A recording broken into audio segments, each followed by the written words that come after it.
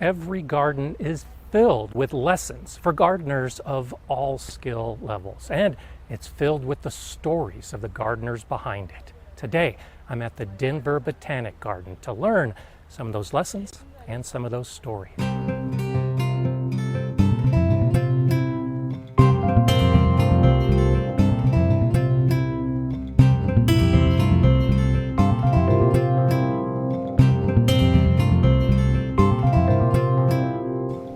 Hi, I'm Gardener Scott, and I love visiting gardens. I like visiting the gardens of just regular gardeners, and I really like visiting professional gardens like the Denver Botanic Garden. There are so many lessons to learn, from the individual plants to the design of all of the different components that go into a botanic garden. I suggest if you have a city garden or a major botanic garden near you, go to it, because you'll find plants that are growing well in your own region, in your climate. And that's one reason that I really like the Denver garden, because all of these plants that are growing here outside will do well in my garden growing outside. And I always leave with ideas for new plants in addition to some of those design ideas.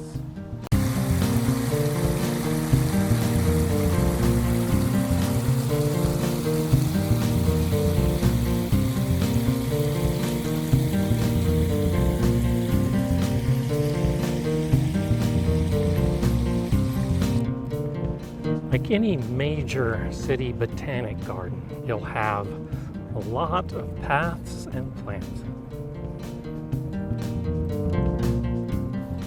Give yourself plenty of time at a botanic garden like this one, because there are plants stuck inside of plants and next to plants on top of plants.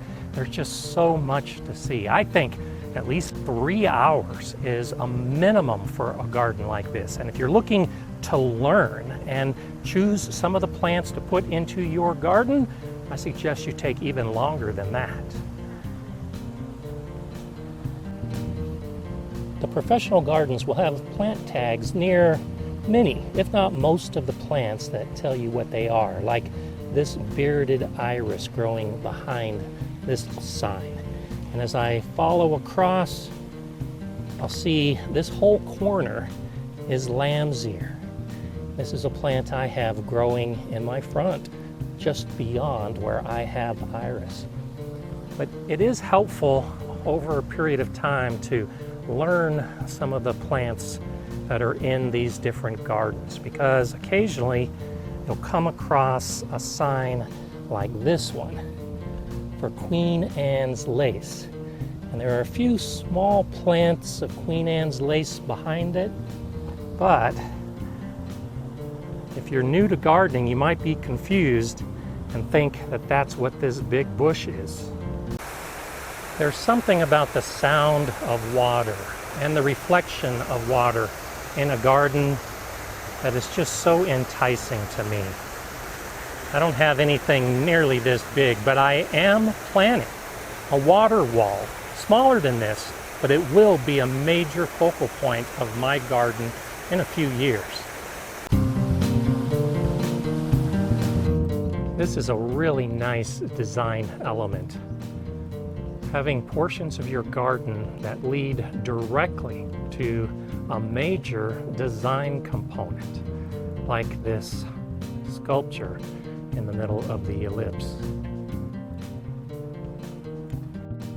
This garden in the ellipse is very similar to my front garden. These are irises and salvia and roses.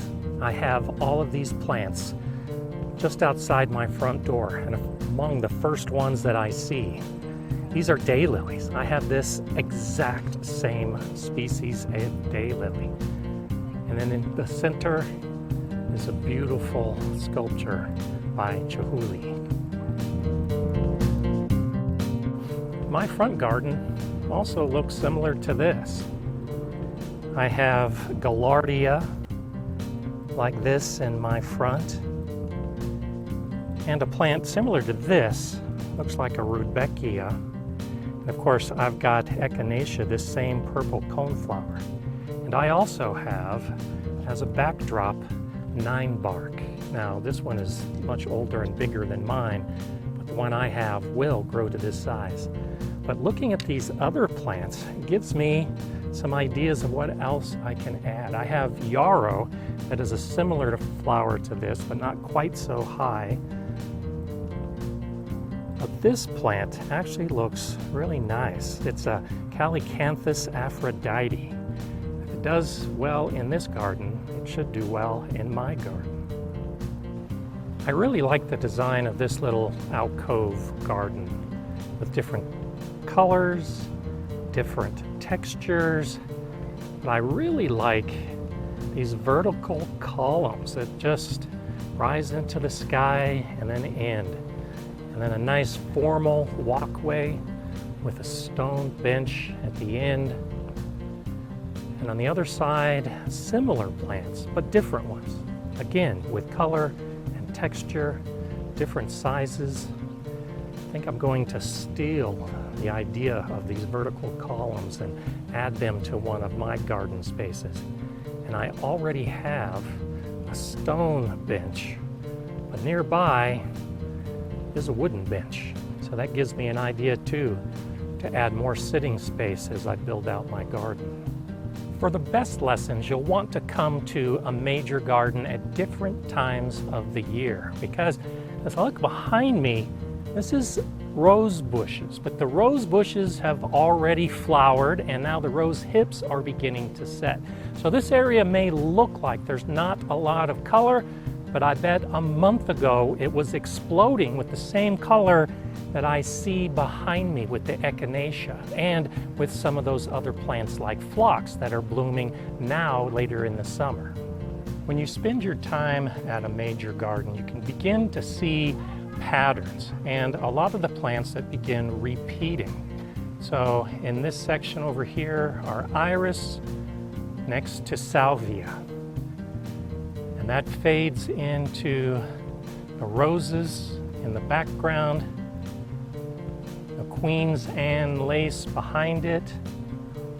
But then another design component is thrown in with different types of iris and ornamental grasses, anchored in the back by Echinacea again. While I have to guess at a lot of the plants, I can still see the same basic design elements with some ornamental grasses and then the flowers of different colors. In this case, a white yarrow and what looks to be a phlox in the background. So a garden, even like this little one, which is primarily green, still has different colors of green and different textures with the beautiful color of the phlox in the background.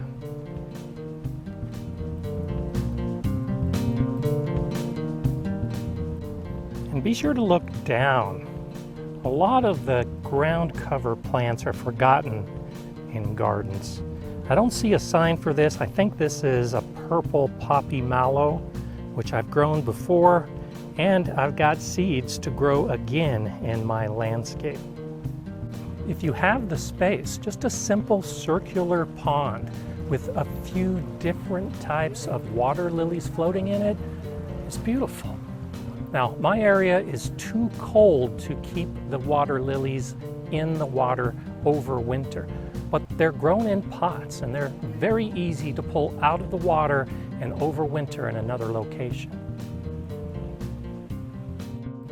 We often think of herb gardens as a practical space where we're growing culinary herbs, but it doesn't need to be that way.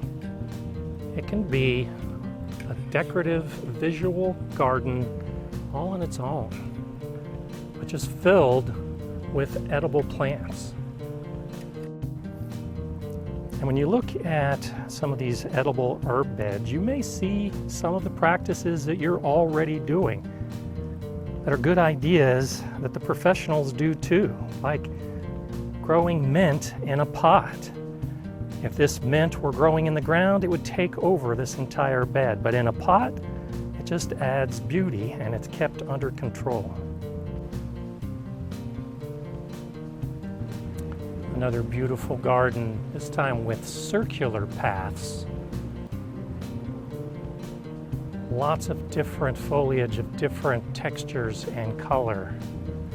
But the focal point of this garden is a nice sculpture surrounded by plants. Gardeners often spend a lot of time trying to grow plants underneath big trees like these big blue spruces, but you don't have to do that. Denver Botanic Garden just has a bunch of big empty pots to fill the space where regular plants won't grow. And in most big gardens, you'll find areas of shade-loving plants underneath smaller trees with some dappled sunlight. Lots of really good ideas for plants that'll grow in a space like this underneath trees.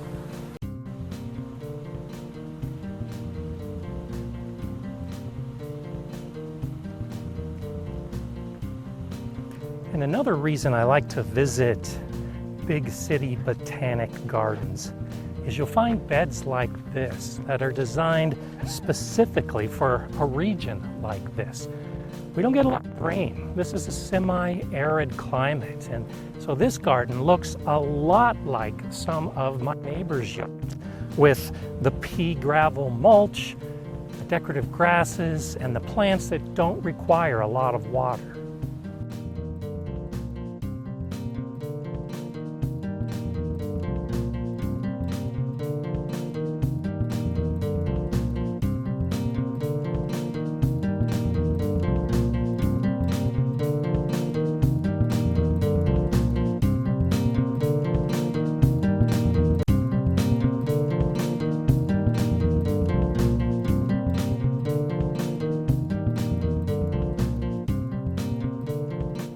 This birds and bees pollinator garden is filled with ideas for me, including this archway where I'm growing some of these plants to attract pollinators, but some are entirely new to me.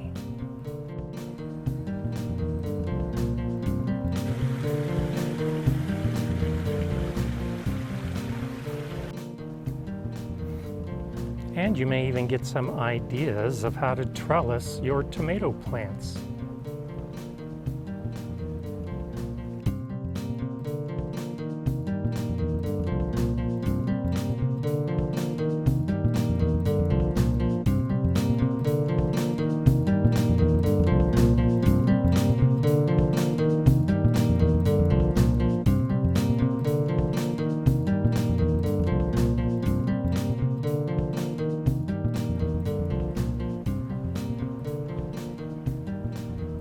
This garden area is unique to the Denver Botanic Garden. This is the Plant Select Garden.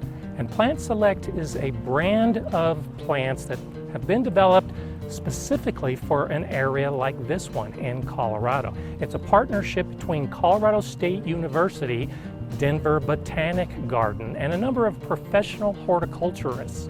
And this is the result. So I can walk through this garden and know that I can buy these specific plants to put in my landscape as well.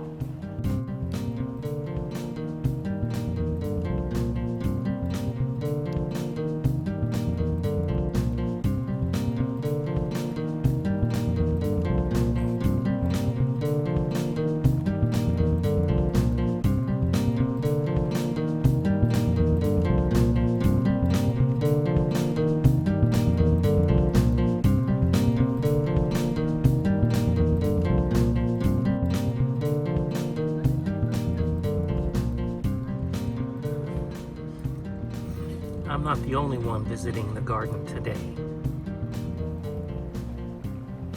After a few hours in this hot July sun, it's time to take a break with a nice lavender lemonade with lavender from the garden. Where else? And I'm sitting in a Victorian secret garden. This is a great design element that I think all gardeners should have if their garden is big enough.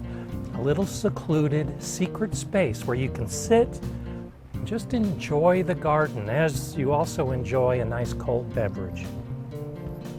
There's more to see. I'll be spending another few hours here. There's too much to show in a single video, but if you're ever in the Denver area, this is a place you should visit, the Denver Botanic Garden.